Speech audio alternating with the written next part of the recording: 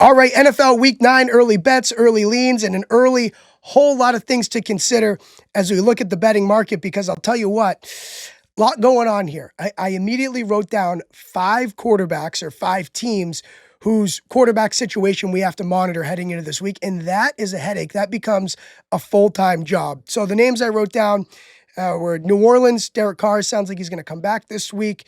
Carolina, Andy Dalton, Bryce Young, still monitoring the Dalton car crash situation. Good to hear he's okay, but Carolina's all sorts of banged up as well. Maybe that changes your math. I don't know. Interesting today, Shane Steichen, the coach for the Indianapolis Colts, said he wasn't too pleased with the fact that Anthony Richardson took himself out of the game last week or on Sunday because he needed to take a break. He needed to catch his breath. We all know that Joe Flacco is an upgrade over Anthony Richardson, at least right now, in their respective careers. Flacco, you just look at the numbers, you can't even compare the two. The Colts are much bigger passing threat, down the field, chucking the rock. They're far more dynamic when they have Flacco than they are Richardson. Again, right now, Drake May, New England Patriots, he leaves the Jets game with a concussion. The Patriots still win, but recently they changed the concussion protocol. I think it was last year. We haven't seen a whole lot of guys clear the protocol, the new protocol rules, within a week. So May certainly one to monitor there. And then Jordan Love, Green Bay. They're getting 3.5 points at home against Detroit. Love, it sounds like the groin situation isn't too bad. This spread to me is like right in the middle of him playing and not playing. So I think the books kind of cut it in half, shaded it more towards even if Love plays, he's going to be pretty banged up. So again, a couple things to monitor. I'll just go give you a bet right off the bat here. Not really off the bat. I kind of delayed it. Forgive me. Miami plus 6.5 at Buffalo. Look, it's tough because this Miami team just lost to the Cardinals. The season hasn't been great. Granted, Tua's been injured.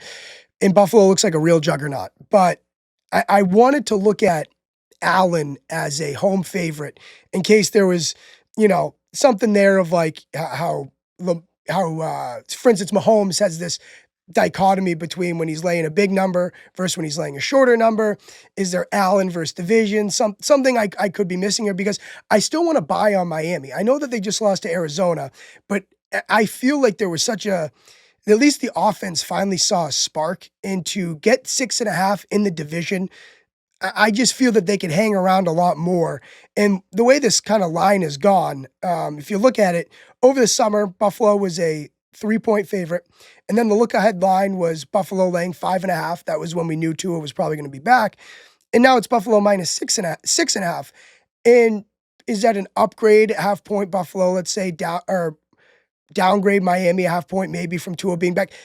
The point is, to me, I just think getting more than 6 here is maybe too much of a Miami downgrade because, look, Kyler Murray led a great comeback in the fourth quarter. Miami defense couldn't stop him, but divisional games, I'm trying to fade the Bills. I'm not thrilled about it, but off of a really big win at Seattle where they just throttled them, coming back home. And like I said, I was looking at some Allen splits here for being a home favorite. Home favorite versus divisional opponents. He's 6-7-1 against the spread. Versus everyone else, or everyone in total as a home favorite, he's 20-18-2 against the spread. As a favorite of 6 or more, just in general, 18-19 against the spread. And then as a favorite of 6 or more in the division, 12-12 against the spread. So no crazy numbers there. I think that I still have the stomach to buy on Miami, and I liked how after the game, I just read a couple of quotes that they still felt like the vibe was better, and they're not quite quitting here. This AFC, look, I know the Chiefs are outstanding. The Ravens, we think they're good, but kind of in that other tier there's a whole lot to sort out still. So I think a team like Miami could convince themselves they still have a chance. The difference between us at home and the players showing up every day, we can count a team down and out. It takes a lot for a team to truly believe that they're down and out. So I like them. I think that's a good number there, and it is shaded Miami's way. So it looks like it's going down there. Some spreads that were like, I guess a bit of a concern, a bit of a head scratcher. You look at Houston at the New York Jets. The Jets are 1-point favorites. Thursday Night Football at home, hosting Houston. Like I said, and look, Houston appears to be losing Diggs now as well. They haven't played outstanding. Some of the advanced Stroud numbers say he hasn't been as good as last year, which kind of verifies the eye test a little bit, I would say. But this Jets team, I mean, we continue to downgrade them. When is it going to be enough, right? When is it going to be? When are they just? When are the Jets? When are we going to believe what they're showing us, right? When are we going to believe what we're seeing with the Jets? Because over the summer, this was going to be Jets -3. The look ahead before last week's games, it was Jets -1, and it's still Jets -1. So Houston, right? They lose Diggs. But the Jets lose again as big favorites. Like I can't quite get here. I don't bet Thursday Night Football. I try my best not to. It's such a crapshoot. Especially one of the things about Thursday Night Football is the old theory is that favorites tend to do really well because there's not a whole lot of game planning, input during the week because, it's a short week. So it tends to be just roll the balls out there, more talented team wins. If you think the Jets are more talented, I guess I could tell you that on paper. I could get there with you on paper, but I'm not quite sure. Because I want to believe what they're showing us at one point, right? You are what your record says you are. So I'm going to try not to bet it, but that's just something to keep in mind here is that they haven't budged on the Jets being favorites in this game, that the bookmakers haven't.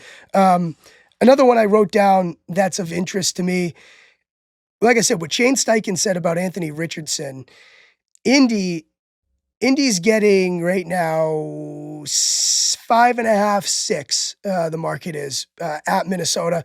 Minnesota's going to be off the bye, which can help. Oh, is Minnesota bye or it's a mini bye, right? I gotta check. Minnesota mini bye. Thursday Night Football feels like years ago. Yeah, So they beat the Rams on Thursday Night Football. So extended rest for them. Indy, if they play Flacco. +6 to me is an interest.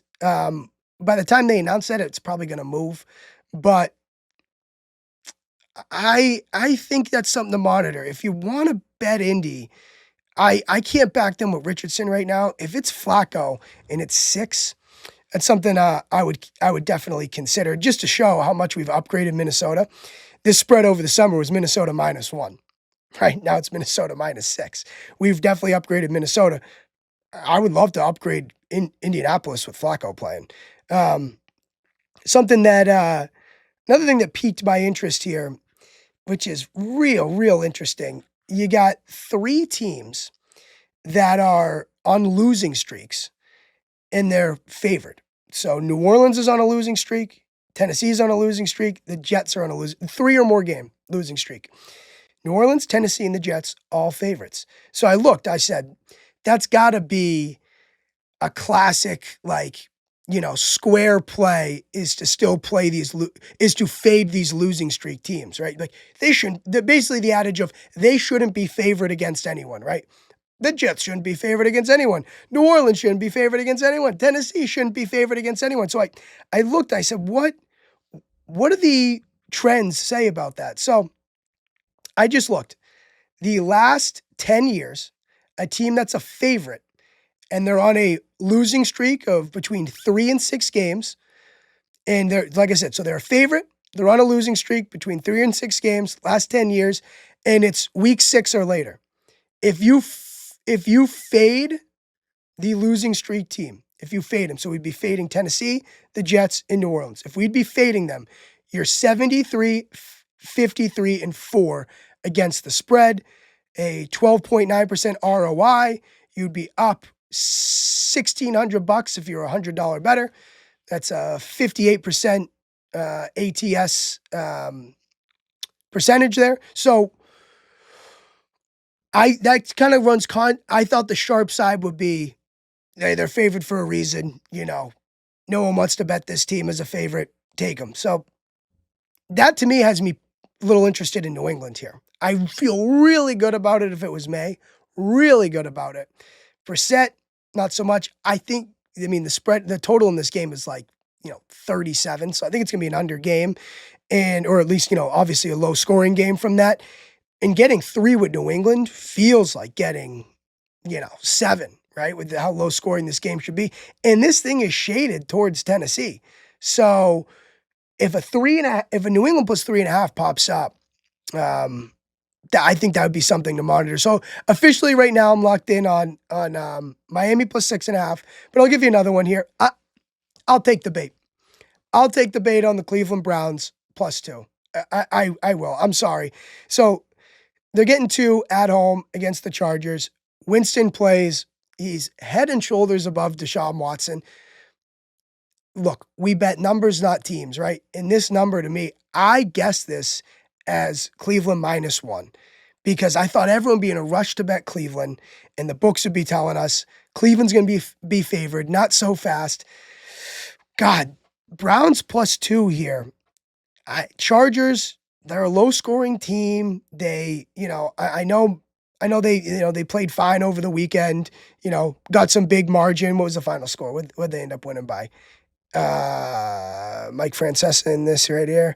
The Chargers win 26-8. New Orleans is a mess. They didn't have a quarterback. McConkey, big day for him. To me, this Cleveland team with Winston, I was shocked with that. Browns over the summer, -3 favorites in this game. Look ahead line. Look ahead line had Browns plus 3.5. So now they're plus 2. That adjustment to me, so I know that 3.5 look ahead line, Browns plus 3.5, was with them adjusting for Winston playing because Watson was done. Like, is the adjustment from Winston to Watson not far more than that? Like, I could argue that the adjustment's 5 points. I could argue it's 6. Watson was the worst quarterback per every metric. He was anyone who had started as often as he had over the last 2 years, played as many games, he was bottom of the barrel, aside from a backup quarterback that had to come in that wasn't ready to play, so, rookie, whatever. This upgrade to me, this is a bigger upgrade to me.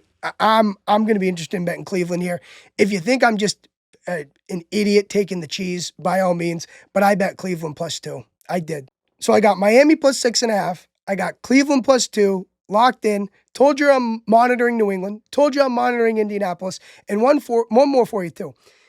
Denver plus 9. So over the summer, this was going to be Baltimore minus 10.5. Look ahead line, Baltimore minus 8.5. This, you can get 9 out there. You tell me the upgrade downgrades. You tell me how we get here. 9.5 I'm looking at. So the upgrade downgrade, right?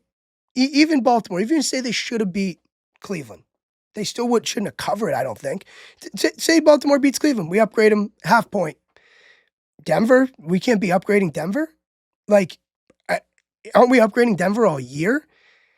I'm going to need the stomach for it to do it. And I looked too, because I felt like this could be a trap as well. Denver. So they're a big underdog after winning, a game by 10 plus points. So I looked it up. Last 4 years, a team that is a dog of 7 or more after winning a game by 10 or more, 18-11 against the spread, betting on a team like Denver. Again, you'd think that the sharper spot would be, no, Denver deserves to be a dog for a reason. Take the strong team, bounce back, take the superior team and a bounce back. Baltimore, lay it. I'll tell you what, 9.5. This thing going to creep to 10? When does this thing stop? Pay attention to Wednesday around noon, right before injury reports. That's when a lot of these limits on books lift and the big money can come in. I'm interested to see what side money starts pouring in on in that Baltimore-Denver game, if it pours in at all. But I want to take the cheese there. I already took the cheese with Miami and Cleveland. I'll see if I'm going to take the cheese with Denver. I love dogs. That's kind of my thing. If you tuned in, thanks for watching. Love playing Guess the Spread. love just spewing nonsense. Enjoy your week 9. You probably won't because there's a whole lot of things to monitor.